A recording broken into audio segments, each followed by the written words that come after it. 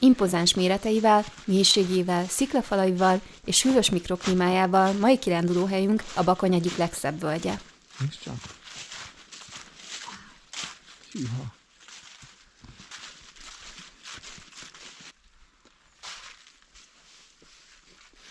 A Kőpince forrástól nem messze találjuk a Kőpince barlangot.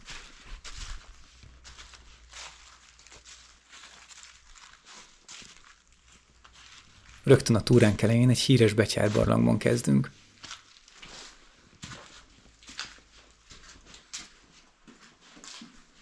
Ezt nézd meg! Most nagyon híresek leszünk, hogy ezt megtaláltuk. A Rákóczi szabadságharc bújdosói, a német fennhatóság alá került várakból elzavart végvári katonák, aztán a Habsburg Birodalom sorozásra jelöl megszakadt fiatalok, majd az 1848-49-es szabadságharc katonái és a nincstelenné vált zsellérek közül sokan betyárnak álltak. A Bakony járatlan belső területein, például a cuaszurdok civilizációtól távoli, barlangokban és búvóhelyekben gazdag részein többen menedéket leltek.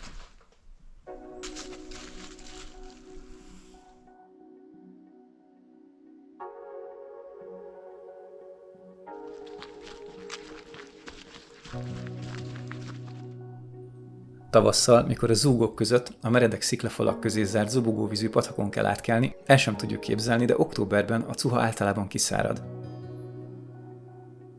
Mégis ilyenkor is érdemes meglátogatni, mert ilyenkor teljesen más arcát mutatja ez a gyönyörű szurdokvölgy.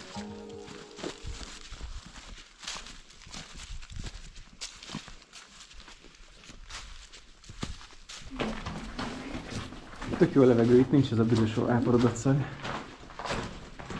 Az ország legszebb vasútvonalának viaduktjai, támfalai és alagútjai mellett halad a piros sávjelzésű turistaút. A szurdok oldalában kőfülkék és barlangok nyílnak.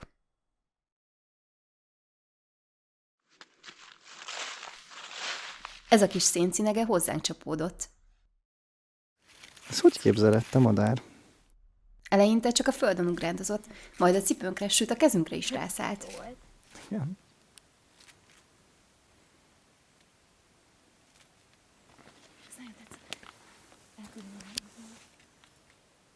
Itt van alattam. Te nyomi vagy. Te nagyon ciki vagy. Te édi vagy. A kesztyűmet visszakérhetem? Nem, azt nem adja vissza.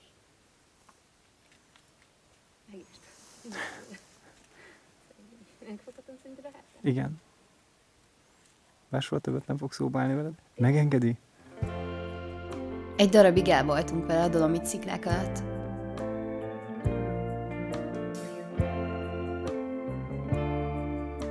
A korai vasútépítések a fővonalakra koncentráltak, de a mellékvonalak és összekötő szakaszok közül is az egyik legkésőbbi a Bakony-Szent László és Veszprém közötti szakasz, mert a terepviszonyok és az elzártság miatt csak 1896. decemberére készült el. Átszeli a Magas-Bakony vonulatait, a Cuapatak szűk, változékony, villámárvizekkel sújtott kanyargó völgyében is halad. Ezért aztán nehéz dolguk volt a mérnököknek. Ennek a vasútvonalnak a megépítésekor rendkívüli felkészültségre volt szükség. A meredek hegyoldalak szikláinak robbantása, a 3 alagút fúrása verte fel az akkor még ősi erdő csendjét, jelezve, hogy a civilizáció előtti élet utolsó bástyáját is elérte a modern kor. Gubányi Károly vasútmérnök az itt szerzett tapasztalatait felhasználva épített vasútvonalat Kínában. Ez a terep volt tulajdonképpen a Csendes-óceánhoz vezető transzbajkáli vasút Mandzsúriát átszelő nehéz szakaszának gyakorló próbája.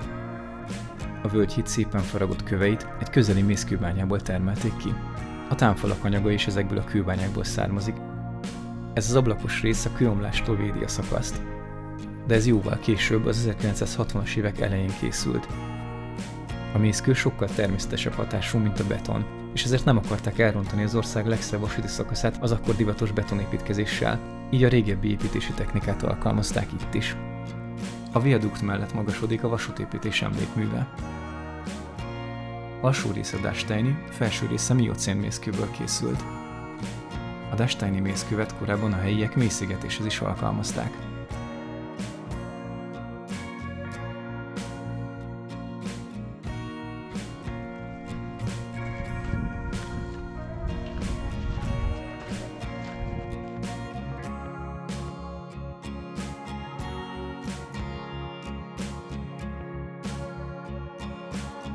Kézzel van írva.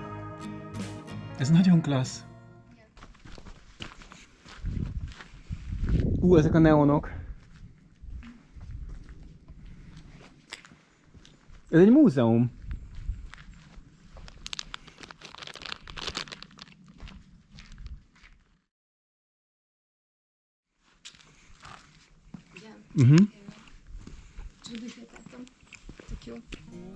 A porva melletti csárdatetőn álló Zabula csárda hírhedt betyártanya volt egykor.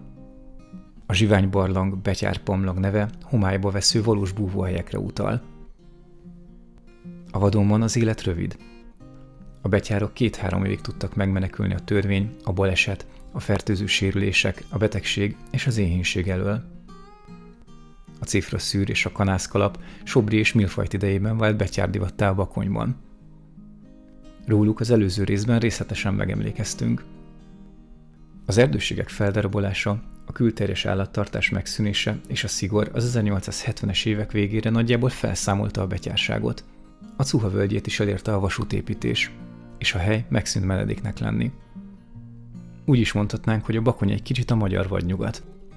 Később az utolsó betyár, Savanyú Józsi mégis megidézte a Bakony törvényen kívüli életformáját. Igaz, ő már jóval véresebb haramija volt, mint az említett Sobri. Ráadásul világutazó, világlátott ember lett belőle, de őt majd a következő részben ismerhetjük meg. Kis termete miatt el tudott rejtőzni a keskeny, de mély sziklaüregekben, mikor errefelé üldözték. Megvárta, amíg a pandúrok tovább haladnak, és másik irányban kereket oldott. Beszakadt a föld, és ezt víz csinálta. Járatokat csinált magának a víz.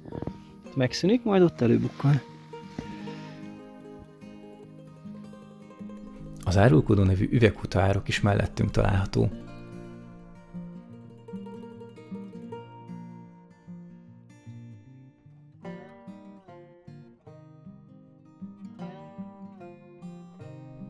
Egyébként innen már nincs messze a fenyőfői ősfenyves, a Likaskő és a Pápalátókő, amiket egy korábbi epizódban bemutattunk. Végül a földvár sáncai mellett is elhaladunk. A Hódosér mellett haladunk észak felé. A patak neve a hódok 1850-es évek előtti prémvadászat általi kiírtása előtt született. Most, hogy visszatelepültek, ismét rászolgál a nevére.